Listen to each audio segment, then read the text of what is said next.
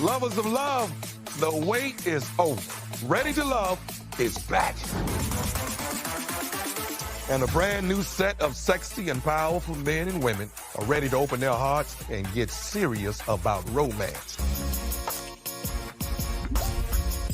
Hi, my name is Khaleel. I'm 41, and I'm a teacher in Houston. I love being a teacher. I teach inner city kids, and I feel there's a beauty in that. Not to just teach them math or science, but to teach them things of the world, so that then when the world comes for them, they're ready. In 2013, I met a young lady from the UK. I ended up getting into a car accident and almost dying. I had blood clots in my left leg. She was by my side the whole time. And when you're in that scenario where you think you're about to die, you make decisions that are long-term decisions. She said, let's get married. And obviously I was in the right state of mind. And we ended up getting married. She got me a visa, but I didn't have a job. I wasn't stable there, so I didn't feel comfortable uprooting my life. And so ultimately, we got an annulment. My name is Khaleel, and I am a 41-year-old man, and I am a teacher of math and science. I have gotten into relationships that have sometimes been toxic, a bit of hot to crazy ratio, if you will. You know why we like Mean Girls. How about that? Hi, nice to meet you. What's up, man? Khaleel. Khaleel and Bernicia. Nice to meet you, Renisha. Cleo? Khaleel. Khaleel. Khaleel. Yeah. Nice to meet you. I like smart women. I also am looking for a woman who is supportive, but also one who is going to challenge me to do better. So what do you do for a living? I'm a stand-up comedian. You've been to like, what is it? The Laugh Stop? Is it Laugh Shop? Here. What's our We're comedy laugh. club? Improv, yes. Improv. When I was talking with Khaleel, he is very intelligent, but I don't know, the swag wasn't there. What do you do, Jason? I'm a teacher. Like car sales. You're a teacher. too? Yeah. You're a teacher. So I'm stand-up comedian. There's one. I love her already, man. I'm sorry, bro. Come on. I'm sorry. Bro, hey, she can make me laugh, dog. Hey, bro. Jason. Jason, Nice meeting you. How you doing today? Love your makeup. Oh, thank you. Phenomenal. I did not mean to interrupt your story. No, I was like, oh, let me just go chat with them. So, Well, since you did, I'm gonna pull you away here. Come on. Okay, all right. So what is your flaw in the relationship? Mean Girls. No, your flaw. Mean Girls. No. first impressions are everything. I mean, the guys are coming full throttle, and then you look at Khaleel, I get it. He's like, this is me. But I'm like, no. What is a character trait in you that is flawed that you could work on? And when it comes to relationships, we all have something. Mean Girls. No. So who are we not feeling? I'm not feeling Khaleel. The conversation did not flow. Yeah, like a weird type of... Weird vibe? Okay. I don't think me and Khaleel would. You don't see that? I have not spoken with Khaleel. If I don't speak with him, that will be okay. The gentleman that just isn't ready to love is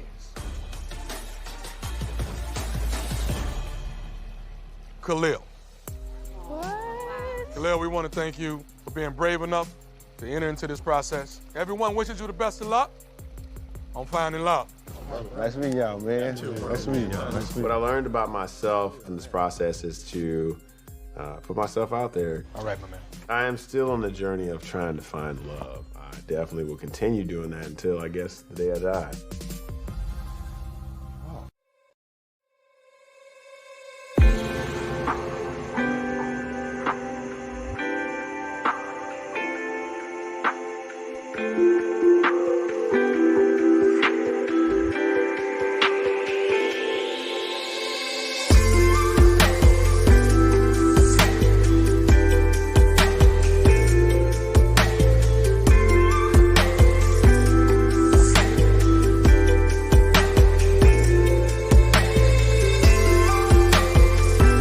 Listening to the Not So Christian in Me show, starring Southern Girl.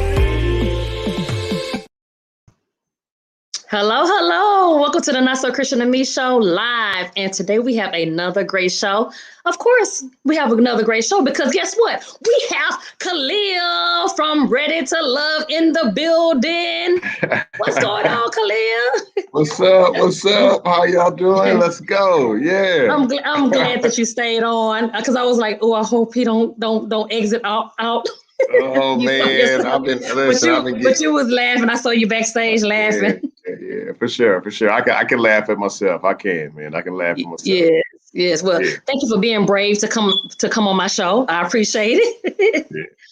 Let's get it popping. So my first question to you, straight up, are you still ready for love? Are you still ready for love? I'm still ready for love. I would love to be in love, man. I definitely am still looking for love. I'm still looking for the one that's gonna ride with me and stand in my corner. I definitely am looking for my Sarah and Abraham. I heard that, ladies. He is still looking for love. So you make sure you guys are smart, supportive, and make sure you challenge Khaleel because he needs somebody to challenge him. Okay.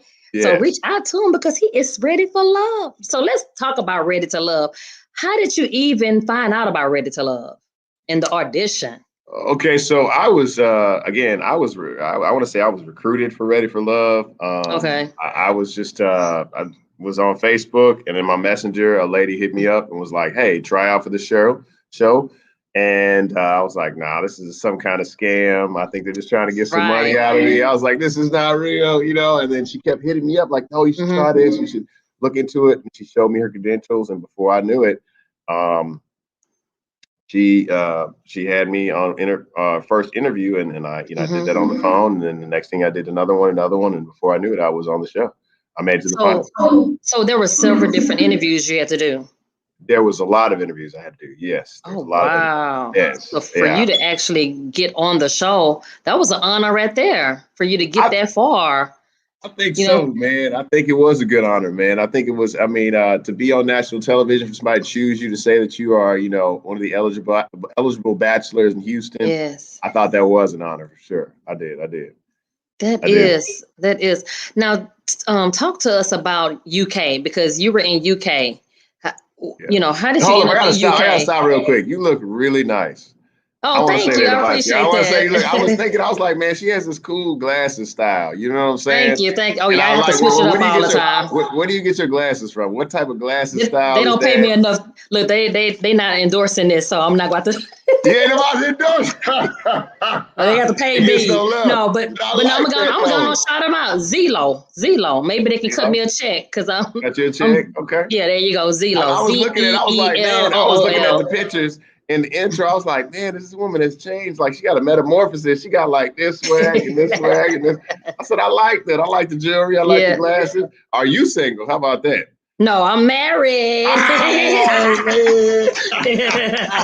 So you got to hook me up then. I don't really have that many single friends, but I'm sure after this interview, they're going to be hitting me up like, man, I want to get with Khaleel. Set it up. I'm sure my inbox is gonna be on fire after this interview. Okay. We'll see. Okay. I was just gonna say you look good. You look very good. Oh, thank you. I appreciate that. Hey, don't come looking for me, bro. I didn't know y'all was married. I was just trying to say, okay. I don't got That's a compliment. That's a compliment. I'm sure he appreciates your compliment. Okay. But yeah, see, I done got thrown off. Oh yeah, UK. So tell us about UK. The UK is a great place, man. I really enjoyed it. It's a wonderful country. I really like it's just a great country. When you go to the UK, the thing that really strikes you the most is the history, right? Because a lot of things we do in America, we don't know why we do it. Like we have the stars and stripes, we have red, white, and blue, and we stand up for the flag, and we pledge allegiance to the United States. But when you're looking at the red, white, and blue, when you're in the UK, you realize, they got that from the United States. The United States got the flag from the UK, or the White House is from the UK. A lot of things that are connected. You see a lot of the history there, and so just the reasoning why we do a lot of things. It's almost like in our culture, if you were to go to Africa and maybe the way we dance, you would see a resemblance to the way we're dancing and why we dance, or why we like drums, or why we like beats, or why we like warm weather, whatever. These things are just inherently ingrained in us as our culture and our ethnicity, and so they just come out. And then you see the same scenario when you're in the UK. You see like why America's foundation is the way it is, and I thought that was really interesting. I really enjoyed that. I also liked the way that people were very friendly there. Believe it or not, they were just kind of like they like to talk to each other, but the way that they talk, they have a roundabout way of talking everything. They're not very like Americans are forceful. We're like, this is what we want. But they like, they're like, sorry, how are you today, sir? And they like go around the bush. And so I thought that was interesting, the way that they talk and the way they think. So, yeah. Okay, thank you for this history lesson. Yeah, the teacher, my bad. Teacher. Yes. Always. But I'm trying to figure out why were you in UK and how did you end up getting married when you was in UK? I found me and this girl I was dating a young lady, and she was in the UK, and she flew here to the United States of America, and we hit it off. And online dating, huh? It was an online dating scenario. I didn't want to say it, but you got me. It sounded like it. It sounded like the online dating. It was like online dating before online dating was like a big, system, like it is now. Like it was like I was like, let me try this out, and I was like, oh, so let me see how far this search goes. Like my thing was like, why not? You just don't know who's out there. So I was like, cool. And then I met this girl, and we went super far. And next thing you know, we were dating, and then she was like, you're the man for me. I'd like to marry you. And I was like, oh, wow.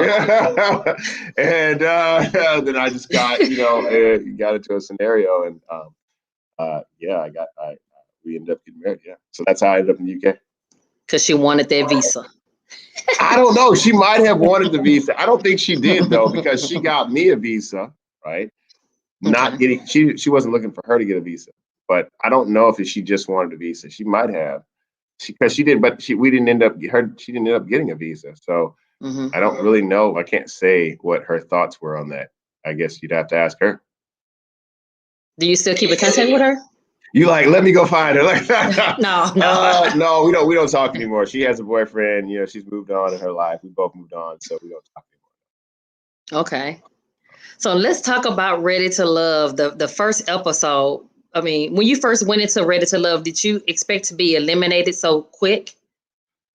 No, I didn't expect to be eliminated very quick on Ready to Love. I kind of had told myself, I had watched like a few previews, and I was like, I don't want to be the first guy eliminated, because like it seems like they just kind of ostracize that person, and like they kind of attack. It's like a group of vultures or something. And I was like, I don't want to be the first one off, And I was like, okay, just don't.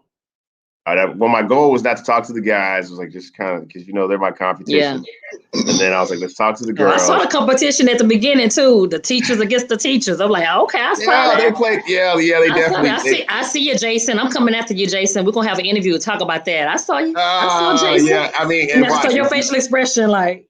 I was like, what? I was like, is this how this goes? Because like I've never speed dated before. I've never been on a date where people can like snatch other people's dates away.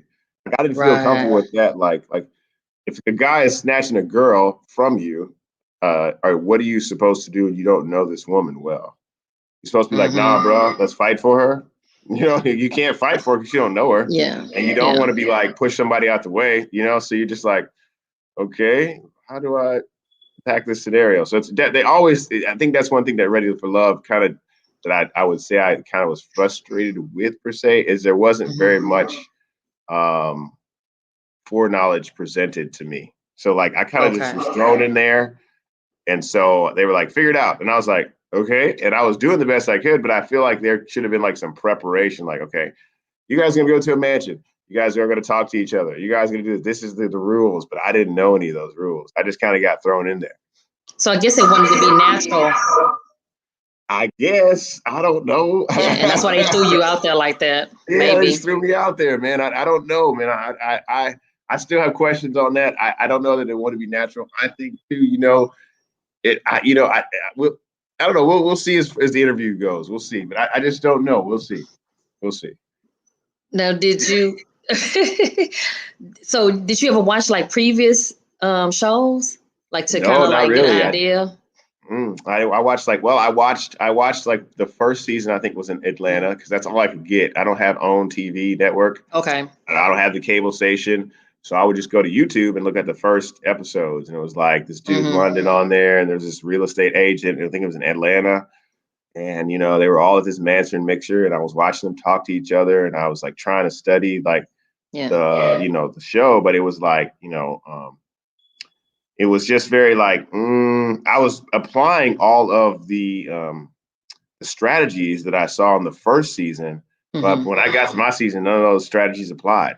They weren't working because they had like I think there was a barber on the first episode or something, and he had a friend, so they were like linked up so that they would eliminate the competition together, or like London was taking the girls on walks, and I took a girl on a walk, like I was trying to like not be too aggressive like the real estate agent who was like they were saying he was like a car salesman, he was just pushing himself too much. So I was studying those guys and trying not to implement those things, but still I was like, I don't know. I still ended up being in the getting cut first. Yeah. Wow. Now, do you think the other people that's on the show, the cast members, are actually in it for love? They really looking for love? I can't speak on that. I can't speak on it there. I can't say what somebody else is doing. You know what I mean? Like I can't say why you like to do interviews. Only you can say that. I can say what I was there for. I can say what I was there for. But I can't say that they're not there for love because I don't know if they're not there for love. I don't know. I actually don't talk. I have not talked to really any of the cast females except for maybe one. I have not talked to them, so I can't. So I haven't been on any dates with any of them. I haven't done anything. So I don't know per se. Because of legal purposes, you guys can't go on dates. We can. I just think that they were, going through the show, and I think that they may have been dating someone. I really didn't like, I've only really reached out to a few of them just to say hello, but I haven't really, maybe there wasn't a connection there with us. So I haven't really talked to them. It's kind of been like the odd man out. Like, I feel like that's the scenario that they kind of treat you like, you got cut first. You can't talk to me. And I'm like, whoa, okay. Wow. Like I'm still a real person. So it's kind of like, I don't think the girls were feeling that way, but I just haven't gotten I've went out, and hung out with them in a group setting, but I have not been on any dates really with any of the girls. I mean, we hung out as friends, but not really like, say, little mama, let me whisper in your ear. No yin yang twin type stuff. None of that. So okay. Yeah. Now, before the taping, did they take you guys' cell phones? They took mine. I don't know if they took everybody's, but they took mine. They did. Again. So I'm just telling you what I see. Mine was taken. I don't know what other people were there for, but that's what happened. That's what happened to me. They definitely were adamant about taking my cell phone. Yes. Now, did you guys get a chance to mix and mingle before that first episode? No? So that was the very first time you guys was able to mingle with each other. Yeah, that was the first time I was able to see anybody. So I've so what happens is you get an email. Well, my thing was I got called. So I was an alternate at first, right? And so I was at first I was supposed to be on season 3. The resort. So I had been auditioning for season 3 and I had made it on that. And then they cut me and said my personality wasn't, maybe extreme enough. I wasn't like, I don't know, crazy enough. And so they cut me and they said, okay, we'll make you an alternate. So, after the first round of interviews and whatever, and then being cut, I kind of like laid back. And then they said, well, we want to use you as an alternate just in case everything, be ready. And it was like 48 hours or something. They were like, all right, we need you. And I was like, what? So I had just, it was sprung on me. So I was like, okay, let me find an outfit. And so, they give you this email, like they're calling you at like 2 or 3 in the morning. Like, hey, do you have clothes? What's your clothes? Clothes. Production's like, send me clothes pictures. And I'm like, what type of picture? They want pictures of your clothes and your outfits. And I'm like, okay. So like, I'm trying to find outfits. I should have been more ready knowing I was alternate, but I didn't think, we had went back and forth a few times. I had went back and forth with them a few times. And so I was like, okay, like, if somebody tells you like, we're going on a date, we're going on a date, and then they don't ever call you, you kind of give up hope, So, I didn't know if it was for real. So anyway, they called me and they're like, all right, it's green light, I'm like, okay. So then they give me an email. and they're like, be at this address at this time. This is the mixer. And so you get to the location and they make you park your car about like a mile away, then you got to get in the van. Then you're in the van for an hour. That's like backstage, if you will. They just drive you up to, or and you don't know where you're going. I don't know where I'm going. I don't know who's there. I'm like in some kind of like kidnap situation. You know what I mean? Like, I don't know where I'm going. I'm like, what in the world is going on?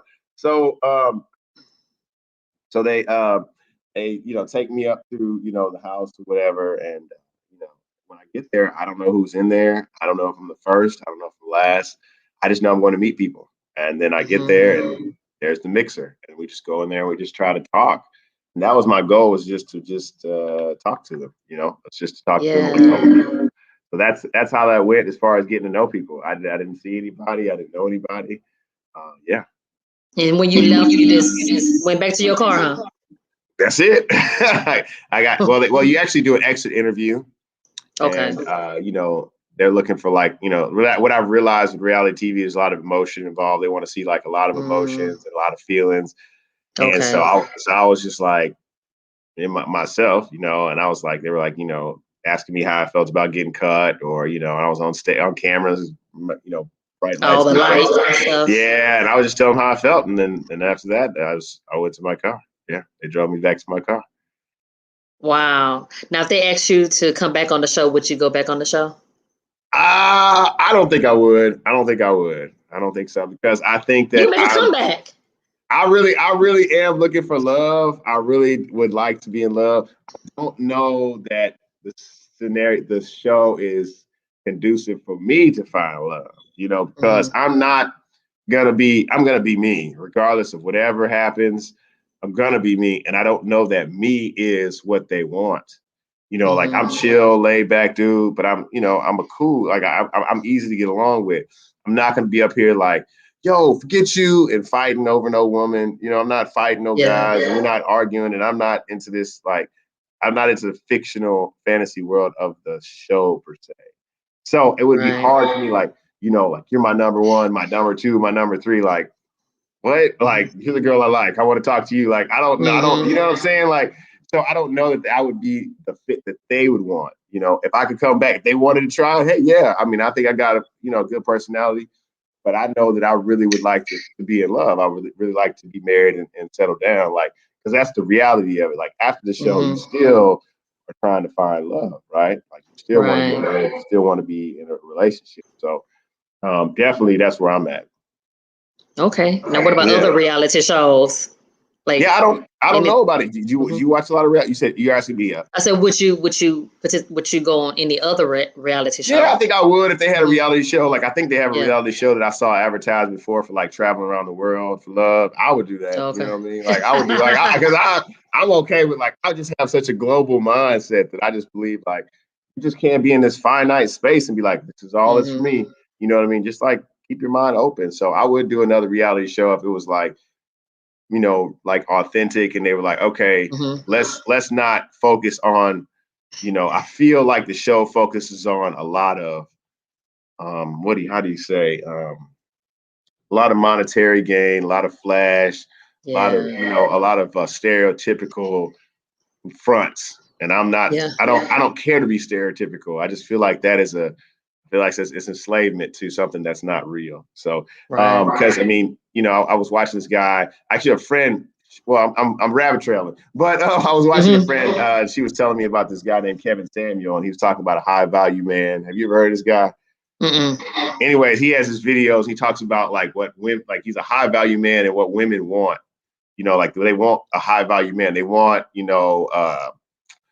I don't know. They want what is it? Was it Steve Jobs? Or they want what is it? Mark Zuckerberg? Or they want they have some high expectations. High expectations. Yeah. But in reality, that's like the 1-2% of the world. Like they only can get one girl. There's like millions of women. Like, what's wrong with a teacher? What's wrong with a mailman? What's wrong with somebody who does a job, but they still provide the best that they can give, and what the best monetary gain that they can give, or the best finances or resources they can give to the scenario. and they have some kind of substantial character. And that's what I'm more for. You know what I mean? Because I don't know, what does your husband do for a living? Oh, he's he owns his own nonprofit organization. See what I'm talking about? He also a radio personality as well. So see, I mean, regular job.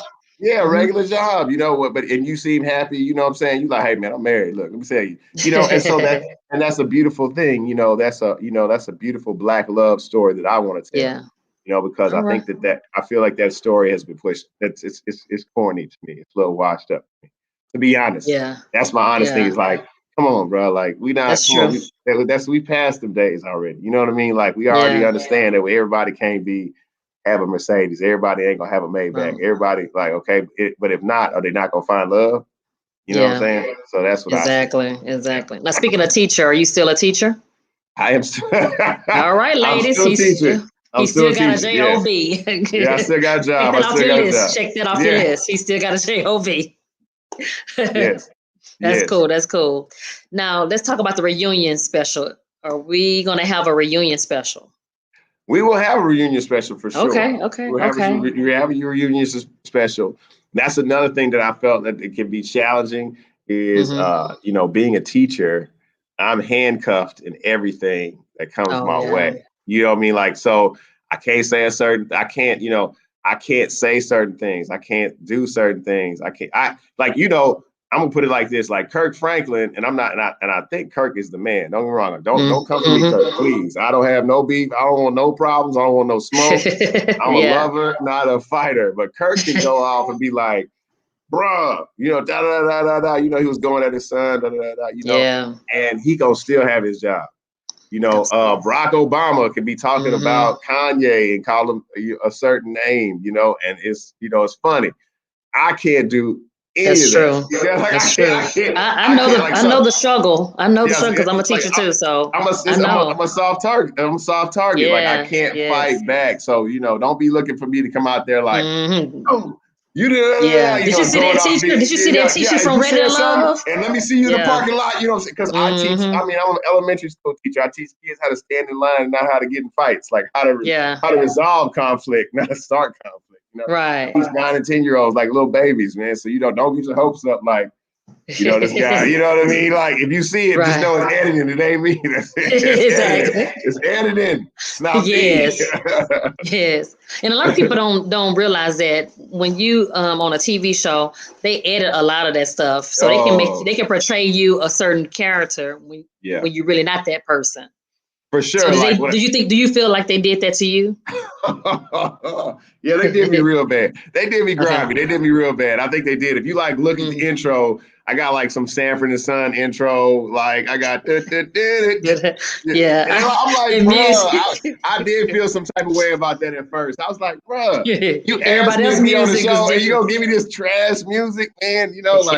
So it was bad. Like I was definitely. When I went back to look at it, I was like, I see what you're saying. I started laughing in class today, and my student was like, "What you laughing at? Don't worry about it. Don't worry about it." Yeah. I started laughing. But my thing is but then they chose. So that they did is, I felt like it was real strategic in the sense they chose me as a teacher.